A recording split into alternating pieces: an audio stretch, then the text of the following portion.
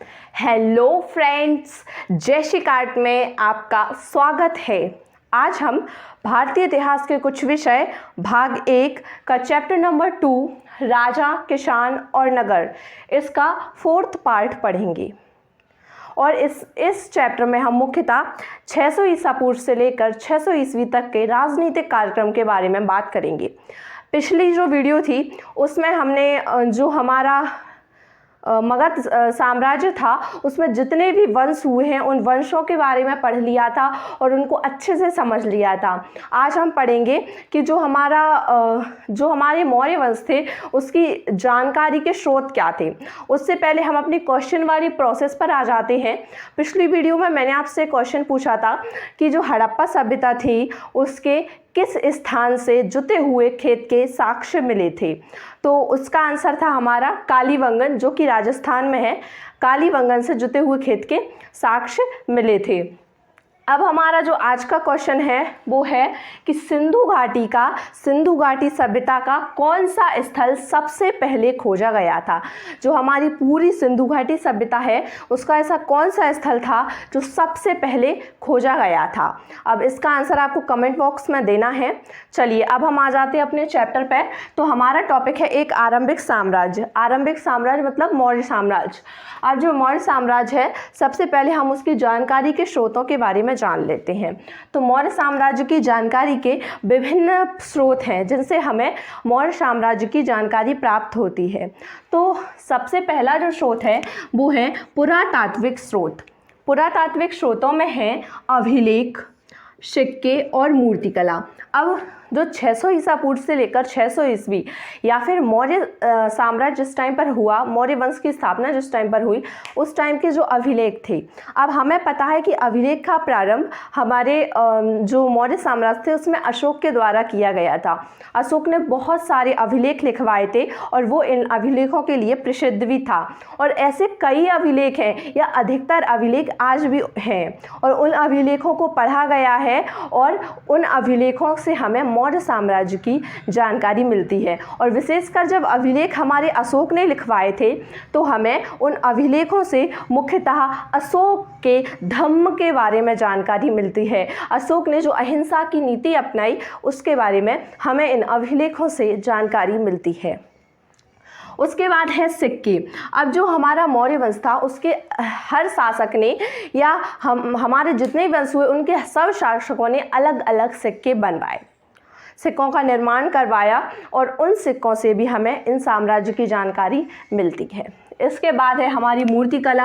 हम जानते हैं कि हर सभ्यता, हर राज्य या हर साम्राज्य में कलाएं होती हैं और जिनमें प्राचीन साम्राज्य में हमारी जो मूर्तिकला थी उसका एक बहुत अच्छा स्थान था और ज़्यादातर जो अधिकतर साम्राज्य थे उनमें मूर्तिकला प्रचलित थी। अब उस टाइम किस टाइप की मूर्तियाँ बनाई जाती थी उससे हम एक अनुमान लगा सकते हैं कि उस टाइम का जो माहौल था, जो रीति रिवाज थे या जो शासकों की जो मूर्तियाँ मिली हैं उससे हम ये पता लगा सकते हैं कि शासक कैसे हुआ करते थे। तो एक जो मूर्तिकला है, मूर्ति है, वो भी एक बहुत अच्छा स्रोत है किसी भी टाइम की या किसी भी कालक्रम की जानकारी का। तो इस तरह जो हमारे पुरातात्विक स्रोत हैं उनमें 3 चीज़ें आती हैं हमारी, अभिलेख, सिक्के और मूर्तिकला। इसके बाद हमारा जो दूसरा स्रोत है वो है इंडिका। अब ये इंडिका क्या है? इंडिका एक पुस्तक है जो मेगास्थनीज द्वारा लिखी गई थी। हमने पिछली वीडियो में पढ़ा था कि जो मेगास्थनीज था वो जो हमारा मेगास्थनीज था तो वो चंद्रगुप्त मौर्य के शासनकाल में आया था। अब कैसे आया था?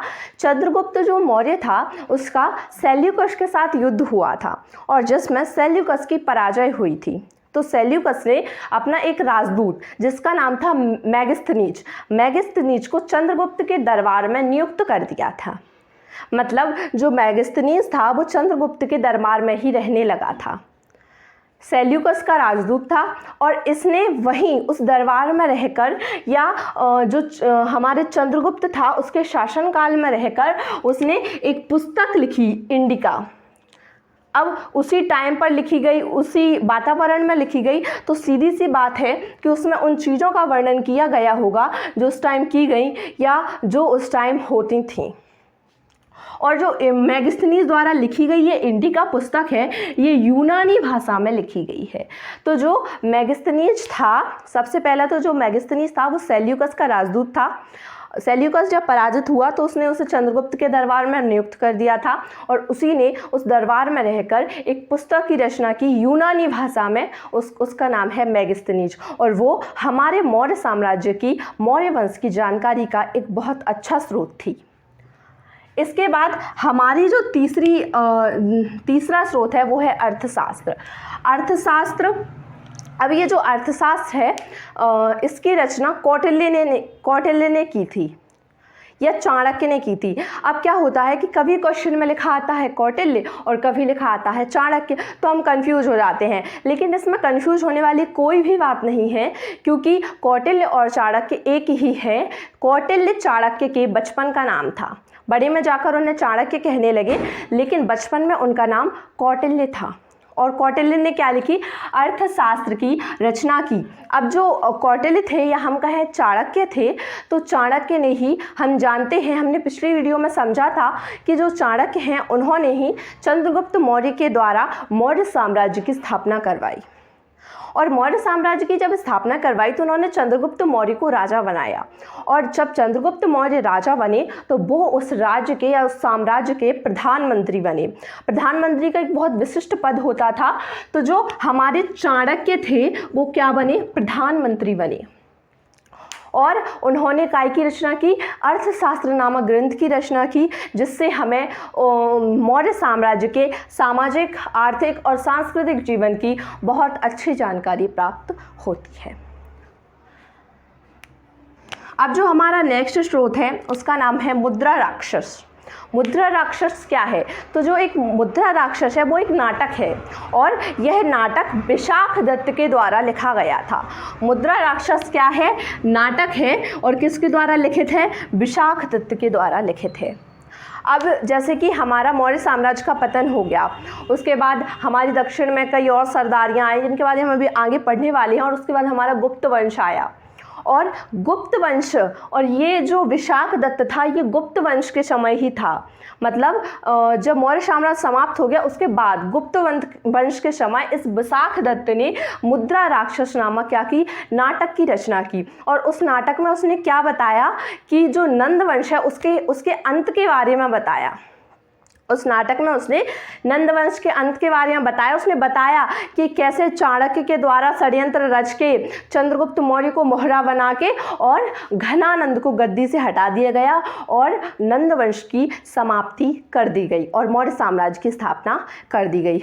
तो ये जो नाटक है इससे भी हमें इसके बारे में जानकारी प्राप्त होती है कि कैसे नंदवंश का नाश किया गया। और उसके पश्चात जो अंतिम चीज़ है वो है हमारे देशी साहित्य। देशी साहित्य जिनमें है कई पुराण हैं। हम जानते हैं हमारे जो पुराण हैं उनकी संख्या 18 है। हमारे पुराणों की संख्या टोटल 18 है, जिनमें से हमारे 4 पुराण, विष्णु पुराण, भागवत पुराण, वायु पुराण और शिव पुराण, इन चारों पुराणों से हमें मौर्य साम्राज्य की या मौर्य वंश की जानकारी मिलती है।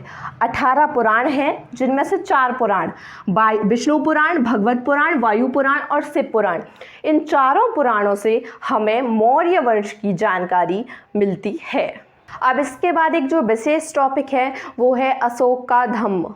हम जानते हैं कि अशोक ने अशोक मौर्य साम्राज्य का, हमारा मौर्य वंश का हमारा तीसरा शासक था। उसने अपने साम्राज्य के विस्तार के लिए विभिन्न नीतियाँ अपनाई और अपने साम्राज्य का बहुत हद तक विस्तार किया।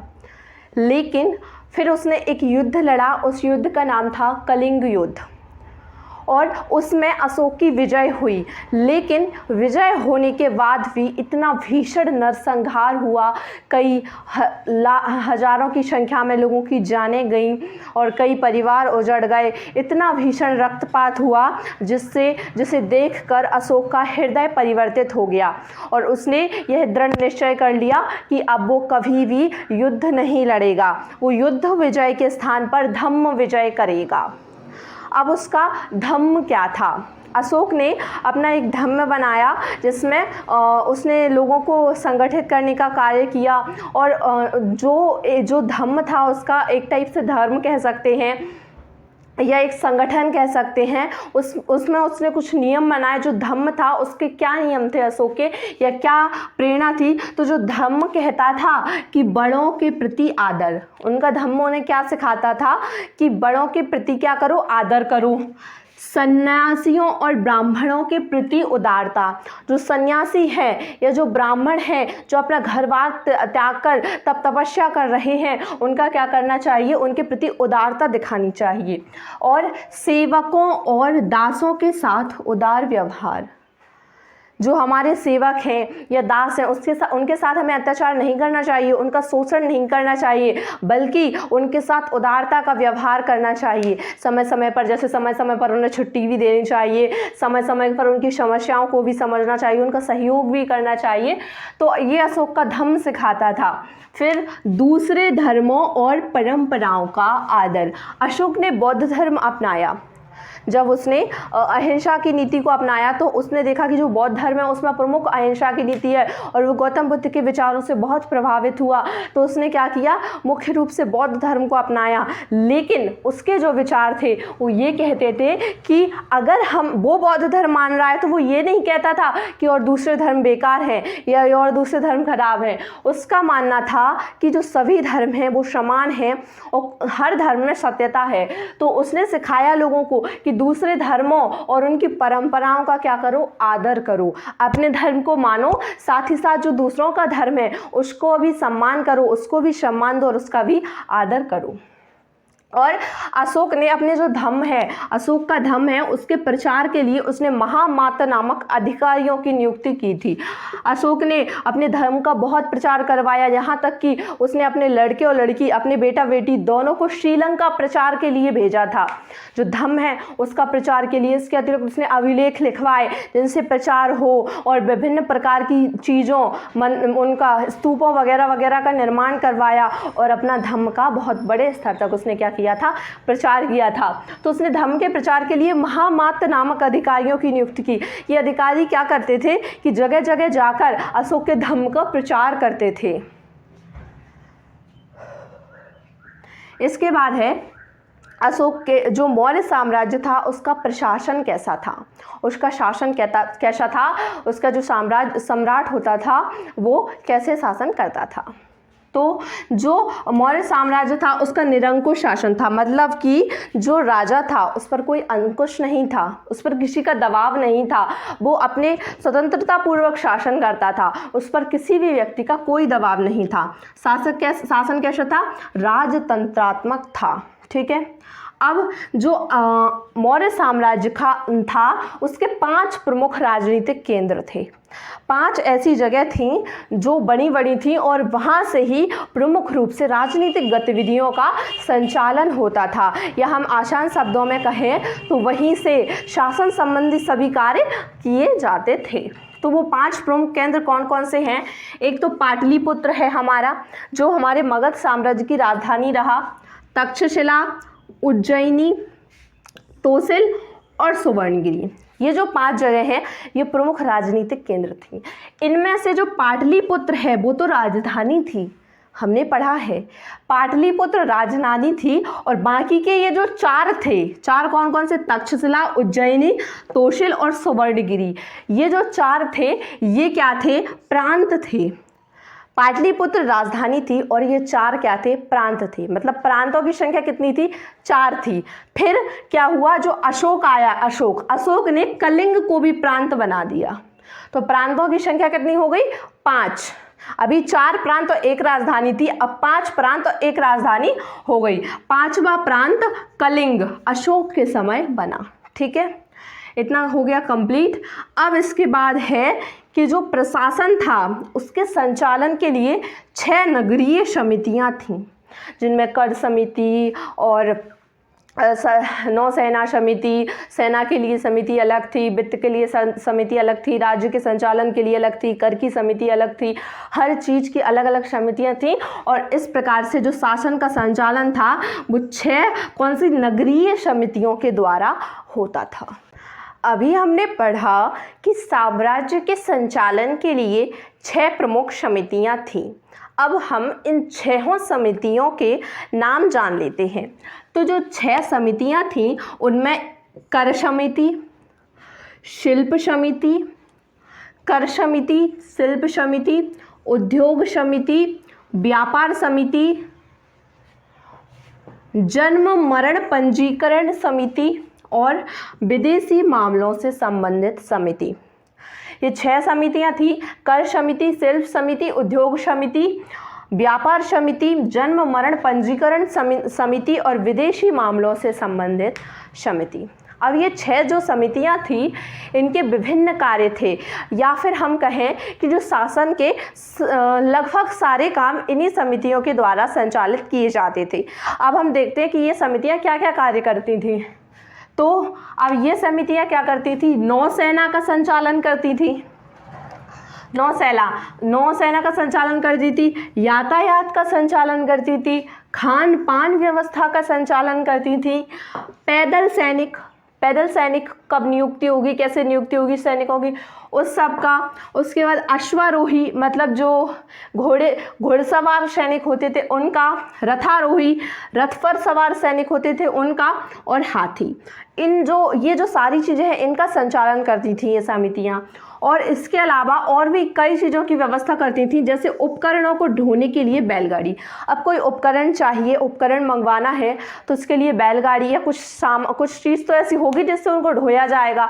तो ये जो समिति थी या समितियाँ थीं ये क्या करती थी? उपकरणों को ढोने के लिए बैलगाड़ी की व्यवस्था करती थी, सैनिकों के लिए भोजन की। अब इतने सारे सैनिक थे तो उनके लिए भोजन की व्यवस्था भी कोई करेगा। जानवरों के लिए चारा, अब घोड़े थे, हाथी थे और विभिन्न प्रकार के जानवर थे तो उनके लिए चारा भी चाहिए। इसके अलावा सेवकों की नियुक्ति। अब जो सैनिक थे, अब इतने सारे सैनिक हैं, वो थक जाते हैं, युद्ध करते हैं, तो उनके लिए सेवक भी होंगे और राजा वगैरह परिवार के लिए भी सेवक होंगे, तो उनकी नियुक्ति भी ये समितियां ही करती थीं। उनकी क्या करती थी? व्यवस्था करती थी ये समितियां। और इस प्रकार ये 6 समितियों के क्या थे? कार्य थे। अब हमारा जो नेक्स्ट टॉपिक है वो है कि मौर्य साम्राज्य कितना महत्वपूर्ण था। तो इसके कुछ तथ्य दिए गए हैं कि क्यों महत्वपूर्ण था और कितना महत्वपूर्ण था। तो सबसे पहला तो ये है कि ये आरंभिक साम्राज्य था। इससे पहले हमारे भारत में सभ्यता हुई है, हमारी हड़प्पा सभ्यता हुई, वैदिक सभ्यता हुई, लेकिन कोई साम्राज्य नहीं हुआ। तो ये क्या था? सबसे आरंभिक साम्राज्य था।